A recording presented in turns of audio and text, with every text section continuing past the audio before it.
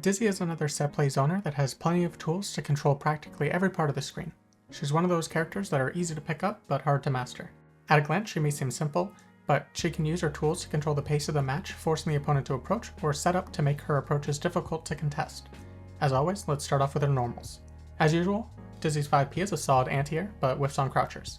She does get a good combo on hit. 2p is a bit stubby, but is one of your main counterpokes. 5k is a solid mid-poke, having above average range, and can always lead to a knockdown with 2d. It is also high enough to make it usable as an anti-air that reaches farther than her 5p and 6p, but it's a bit situational. 2k is her quick low at 6 frames, but may be a bit stubbier than you'd expect. This can be made up for with her fast dash speed, but you'll need to get used to the range. Farslash is a great poke, especially after the latest patch, making it practically entirely disjointed. It's a bit slower than average at 12 frames, but with the range and disjoint it's very good. It combos into 2-1-4-S, but can be a bit finicky sometimes, needing to be cancelled into right after the first hit. It won't combo into the spike or wild assault on normal hit. Despite looking like a low, 2S is a mid, but is also very disjointed and only 10 frames with 6 active frames, making it good for controlling space.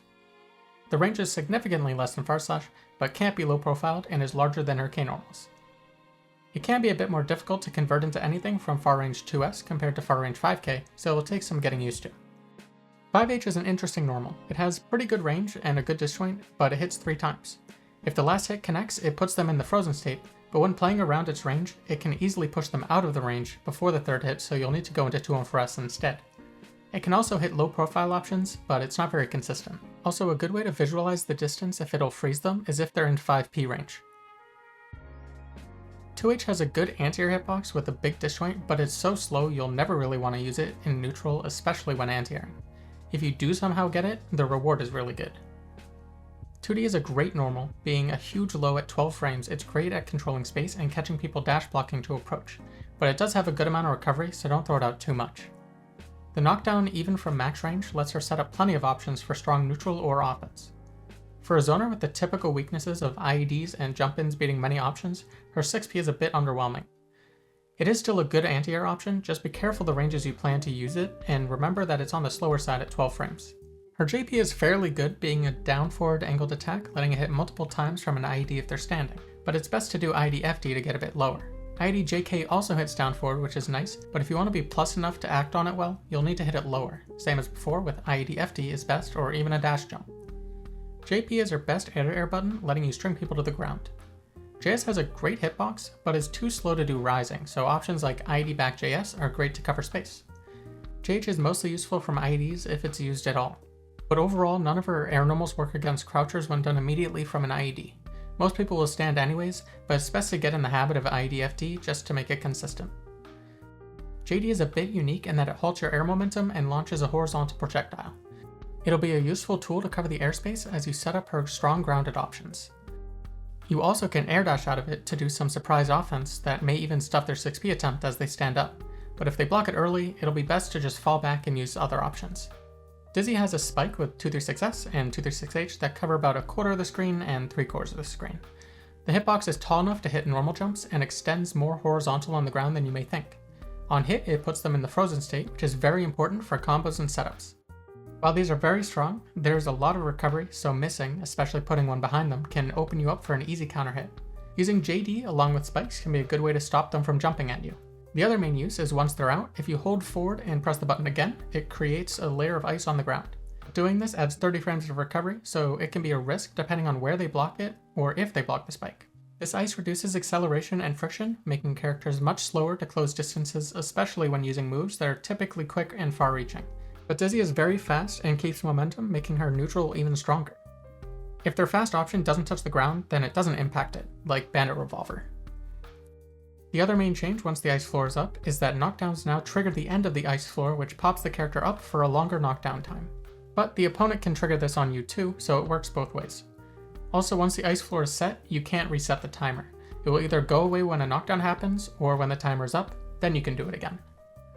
Use this imbalance in speed to your advantage, and make sure to use the dash momentum to approach with dashing normals that carry you much farther, drastically increasing the effective range. It even makes 5H much more likely to connect all 3 hits, triggering the frozen state.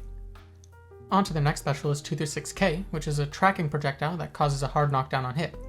It's good in the far range and close range, but probably not the best in the mid range. It has a hitbox on the flick up before the projectile launches, which makes it good up close, and it's plus on block, making it useful for pressure. The tracking can be a bit iffy when they're jumping around, but it's still really good. And it beats non-super projectiles, making it great in zoning wars. She also has two other projectiles, 214P and 214K, that are slow on startup, but slowly travel either the ground or the air and activate once the opponent is within their range and zone. The air version will only activate if they go airborne.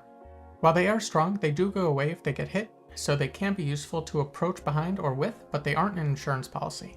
2-1-4-S is a very strong mid poke, especially with the recent buff.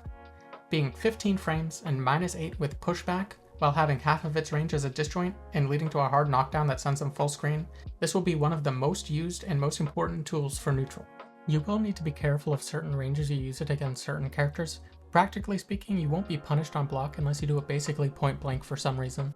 Even if you aren't using this to poke, it'll be what your pokes confirm into most of the time. It can be 6P'd, but it's unlikely they'd commit to it at the ranges you'd use this move, especially when far slash can beat 6P. The more likely reasons you'd get hit out of it are low profiles or IEDs. 214P will both stop IEDs and can even combo from the 214S, so it's a nice pairing. 214S can be useful as a counterpoke against space pressure, especially against people who like to backdash after their turn ends. 214H is the slower, larger, more damaging version, but is almost exclusively used in optimized combos or situations where you're trying to chip them out. Though it can be useful when the ice floor is down too. You do get a good knockdown to set up more neutral options, but 214S will be used much more often. 2-2H are the Wings of Light. They activate about 10 seconds after the startup and deal unblockable, unscaled damage until your meter runs out. It does 90 damage per second with a maximum of 270 if you have full meter, and will do that much damage against anyone at any point of health since it ignores guts and defensive modifiers. Though it will at best bring them down to 1 HP, you'll need to do that last damage yourself. The wings will go away if you get hit or if you decide to cancel them with 2-2H again, though the only reason I could think you'd want to do it is to reduce recovery on a move by canceling, but I've never seen it done. She has a typical 50 meter super that's invul and has decent horizontal range, but comes at the price of being slower than average, making it easier to safe jump or safe jab. But it's nice that she has an invincible option as a zoner, and that she gets a meaty spike after it. Her other super costs 100 meter, so you won't use it often, but it reaches full screen and does a ton of damage, though it doesn't have invul until frame 19 when the super freeze happens. Dizzy's round start is pretty good thanks to far slash being so disjointed, since it can clash and punish 6Ps and beat typical round start options that don't quite reach you. It seems to only really lose to low profiles, since walking back to try to whiff punish still makes them block. Something to keep in mind when playing neutral is that Dizzy is really quick on the ground. It's important to start to get a feel for using dashing options to approach and control space. Dash 5K is the lower risk mid-range option. She also has a larger than average range for where close slash triggers in proximity. So while making use of dash up far slash and 2S in the mid-range, dashing a bit deeper may just land you a close slash. And since you have so many disjoints and high speed, you can get away with run-up throw since they're likely to play more defensive. Deep dash 2K is good, and even a quick dash into 2D is nice since it's such a far-reaching low it can catch people flinching. Of course, adding range to 2-1-4-S is great too.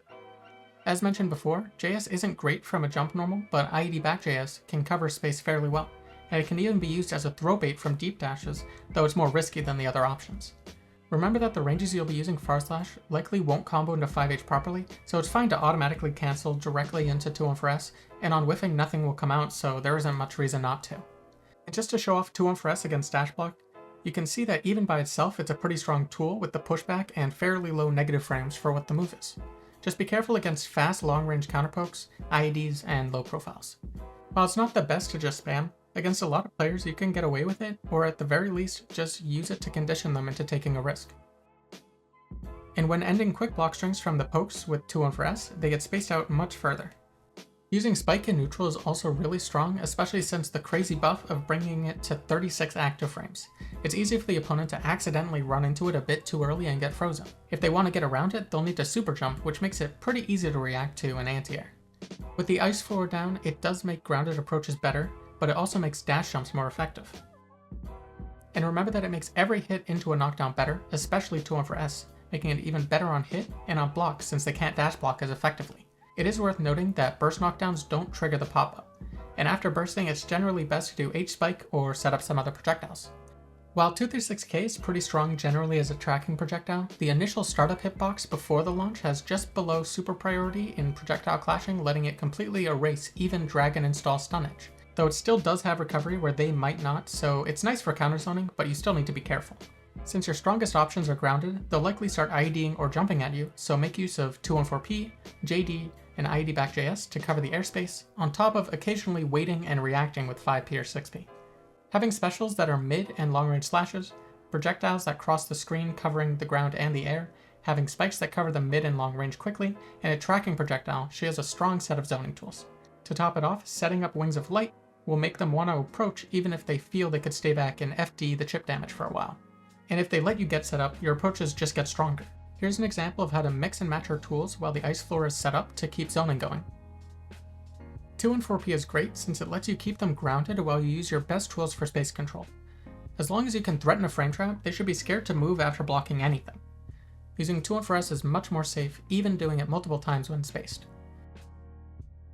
The tricky part is getting used to the spots where the fish is more useful as it passes them.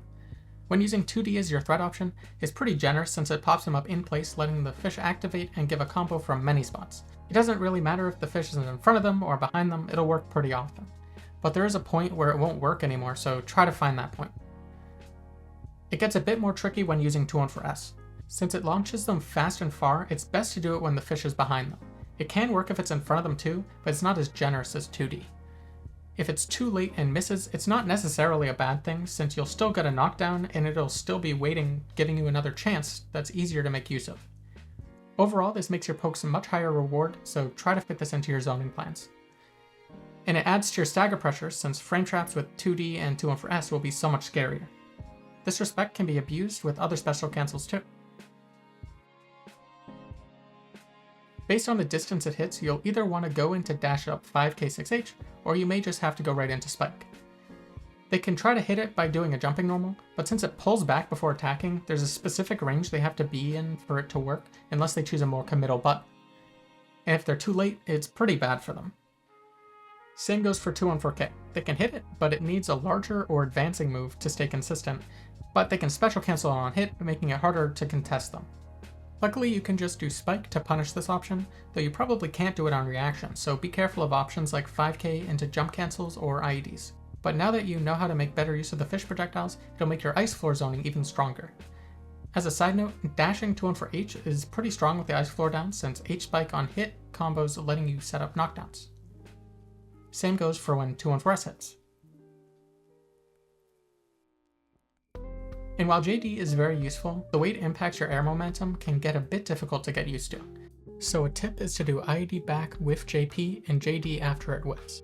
This sets it up at a height that's still anti-airs for you and cuts down on the time between you doing it and landing so you can set up faster. It doesn't always need to be done this way, especially since it takes longer to do a backdash and whiff a button than just doing it, but it's another good thing to add to your rotation. For pressure, 2K 2D has a natural gap, and same goes for 2K 236K. But 236K is plus, so when close you may want to do this over 2D if you expect them to block. When spaced, 236K is typically plus double digits, and point blank it's plus 9. 2K 2D can automatically catch backdash, which is nice. But if you really want to punish backdash, 6H is much better. Probably the most common block string will just be 2K 2D 2 and 4S. Charge 6H is a way to steal a turn back since it's plus 12 on block. And since it guard crushes, the strike throw is really nice. Canceling into 2-2H leaves you plus 9 instead, but closer, and you'll have the wing set up. But don't be afraid to tick throw from K normals. Mix that in with some space daggers, and then close the distance with her quick dash speed. Her basic string spaces you out back to the mid-range, which isn't great for pressure, but puts you in one of your strongest ranges for neutral. Since 2D is minus 10, you'll pretty much always want to cancel it, so while 2 and 4S can true string, you may want to slightly delay sometimes to see if you can catch them with frame traps. If you're a bit greedy, 236K can make you plus double digits even though you're spaced, and 22H will leave you more negative, but will change their mindset as you return to neutral. Continuing on how 214P is useful, in the corner it's great at making people feel stuck. Since it stays at the corner of the screen, the threat stays there for a long time. When the ice floor is up, you can loop 2K 2D 236K if you use dash momentum. If they don't block low or get frame trapped, it's a full combo. And same goes for if they try to backdash. They can backdash after the 236K if you do dash 2K, so you may want to use close slash sometimes to catch this and punish it heavily. Her pressure isn't too complicated, but you can make it a bit better by using dash Kara 236K to make your plus frames more impactful staying close. But FD can make it not as effective. Though them being defensive like this, especially in the corners, just lets you set up more projectiles. For combos, the standard 2K 2D lets you get easy setups with 2 and 4K, but more typically you'll be doing 2K 2D 2 and 4S for Meaty Spike Oki. Since her 2P is stubby, you'll need to convert from the first hit into 6P to get 2 and 4S, but on counter hit you can get 2K 2D. A good close slash combo goes into 2H then S Spike for easy conversions in the frozen state. You can just convert by going into slash and heavy slash then 2 and 4S, but it can be a bit tricky to get the right hits to connect. Going into 2S instead of far slash is easier to visually confirm into 5H. Like I talked about before, you may just want to automatically go into 2 and 4S immediately as far slash connects to be more consistent, but it'll depend on the range. Counter hit far slash combos into S spike for a better conversion. 2S into 5H may or may not trigger the frozen state. Remember, it's around the 5P range where it will trigger. If it does freeze them, you can do 2-2H and still get the knockdown. Counter hit 2S into 2H gives a much better combo.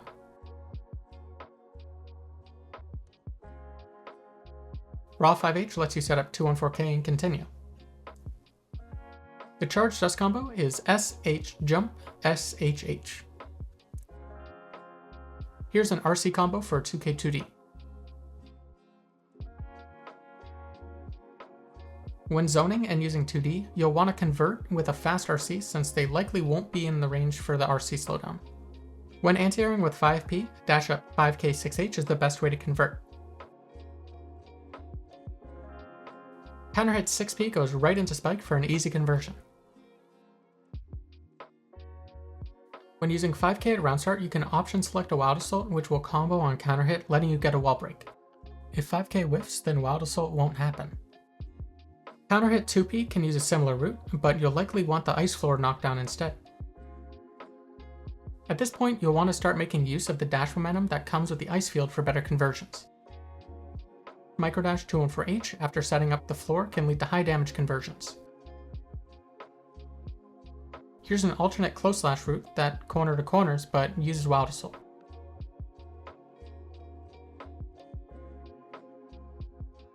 In the corner, you can pick up off 2 and 4H with dash 2S 2H, though in practice, the wall will likely break earlier than this. The pop-up of charge 6H makes it easy to convert into 5K. As a DP punish, 2H is best, and cancelling into 2-2H reduces the recovery, making it easier to combo after. This is also showcasing an important piece of routing for 2-touch setups of Wild Assault throw into the ice floor pop-up. You can use 2H to frame trap with 2, but generally you do 2S or 2D. Counter hit 2D can go into 2 and 4H, then 2-6H for a full screen combo. This combo also works from a raw counter hit 2-1-4H.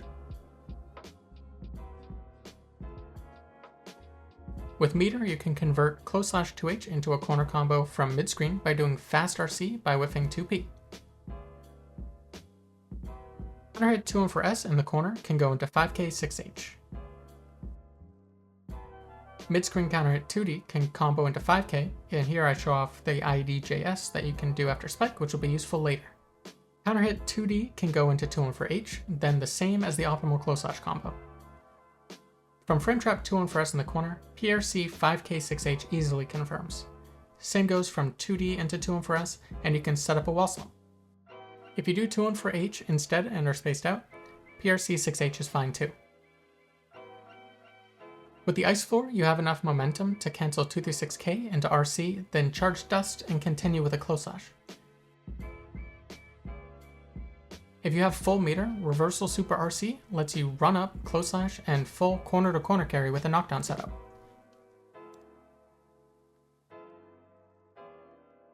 Or you can change the routing a bit to make it wall break.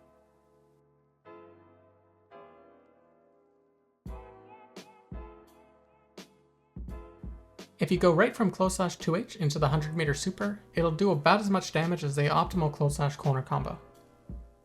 While she does have a reversal super, backdash RC can be useful in known frame trap spots, so here's a combo for that type of punch. One thing that you may have noticed is that Dizzy's combos can build the opponent a lot of meter. This typically ramps up after they trigger the ice floor pop-up, making the 2-1-4S and 2-1-4H hits build them much more meter. So you may want to replace the enders with Far Slash or other normals which build much less for them. Since Dizzy has disjointed Oki with 2-1-4K, she can do the backdash into dash RC instant overheads with JK. While practically this probably won't come up, Dizzy can corner to corner TOD from counter hit 2H. The combo lasts long enough to activate the wings, but you do need to be basically full screen or the wall will break before it's over. Here's an alternate route which does do a bit less than the other, but not by much outside of the meter difference for the damage from wings, and shows you how you can end with super to wall break if it wouldn't kill. If you're mid-screen or closer, you'll need to cut the routing short, but this only takes one Wild Assault. For throw RC, use fast PRC by cancelling into wings and continue with close slash. Use back throw after Wild Assault if you want to go for a 2-touch. From a back throw in the corner, you can side switch and set up a slump or a wall break. And if you get a charged 6H into wings, then back throw, you can stall long enough to activate the wings by using Wild Assault into throw.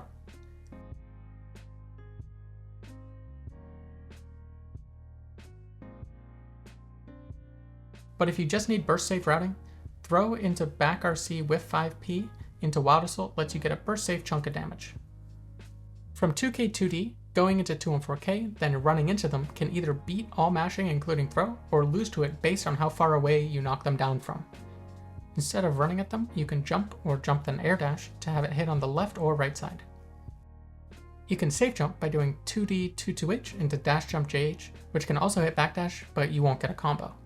You may also do 2K 236K, which hard knockdowns them far away, but 236H meaties and lets you go into the ice floor. As mentioned before, 2-1-4S will be used all the time and is going to be your most common knockdown move, and you can meaty with 236H into the ice floor. Without going into the ice floor, you'll be left plus 14 to set something else up if you want, but going into it leaves you -4 full screen with their movement limited. Keep this in mind as you use your mid-range pokes like Far Slash. If you autopilot into 2-1-4K, you can still go into Spike then Ice Floor, but it's less safe, so just do 2K 2D 2-1-4S if that's what you want. A better version of the left-right from a 2D knockdown is to microdash, then neutral jump, or jump forward. And since you cross them up either way after it connects, you can do a delayed air dash back into delayed JK for an overhead, and pair it with a 2K for a high-low mix. In the corner, 2K 2D 2-1-4S into 2-1-4K spaces you out enough that microdash Far Slash will be a safe meaty against most reversals. But it only leaves you +5 in spaced, so I'd say it's situational, but good to know. Mid to corner close slash routes can end with a DP safe meaty spike into ice floor and leaves you +11 point blank. The 2-1-4K slows down the reversal since it makes contact with that first.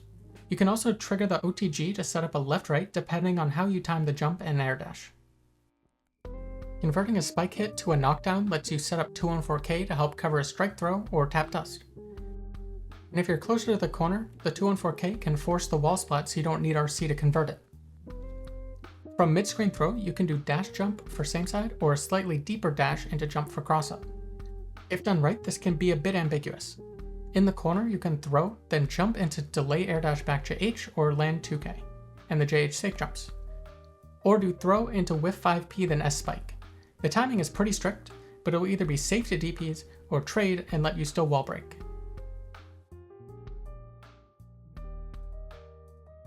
With meter, fast RC into 5H 2-2H, then spike can set up the ice floor, but you may just want the wall break. Now for the really strong stuff. You can do a combo that sets up ice floor, then 6H Wild Assault into 2-2H into throw to get a better knockdown. It gives both more time for the winds to activate, but also lets you do 2-1-4K, jump whiff JP, then air dash. If you do air dash JP, then it crosses up, but if you do nothing after the air dash, it hits same side. Follow-up combos are best if you have another Wild Assault to use, so throw can kill more time while the wings activate. Since you end up on the other side no matter what, it's generally best to throw them in whatever direction gives you more screen space. Without using Wild Assault, you can end with 2H into wings and just do 2-1-4K right into air dash. Delaying the air dash will make it same side, but with this routing, you won't get a true 2-touch. Most of the time you won't need it anyways, and the unblockable damage will still add up quick. From 50 meter, you can even set up the situation from throw, which comes pretty close to a 2-touch.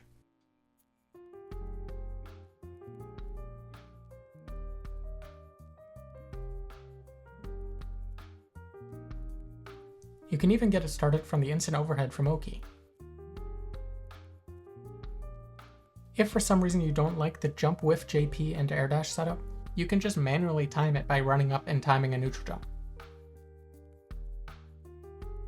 From a 2D knockdown, you can use 214K to cover wing startup and kill time using Wild Assault to set up a guard crush strike throw, leading to more setups, though using the meter will make the wings less effective.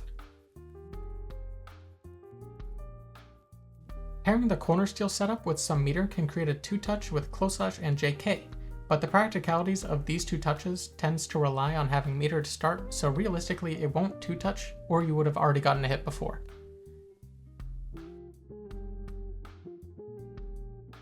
Here's another setup from a close slash starter that uses OTG close slash to set up a cross up on Oki.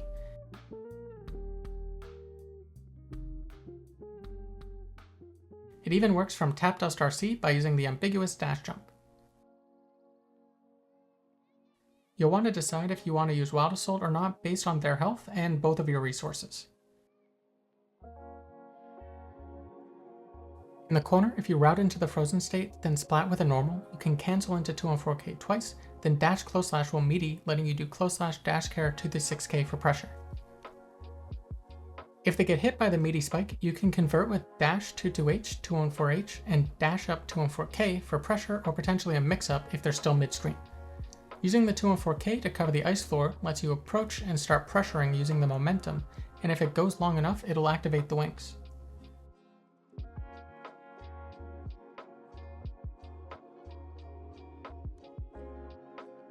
For her wall slump, freezing them, then 2-2Hing and 2Ping until they splat is best, then dash up 214K to cover your jump and potentially pull them out of the corner. This sets up an ambiguous left-right with close slash that can lead to a lot of damage if you cross up, but can also let you go for high-lows on both sides. And that's everything I have to share. Thank you for watching.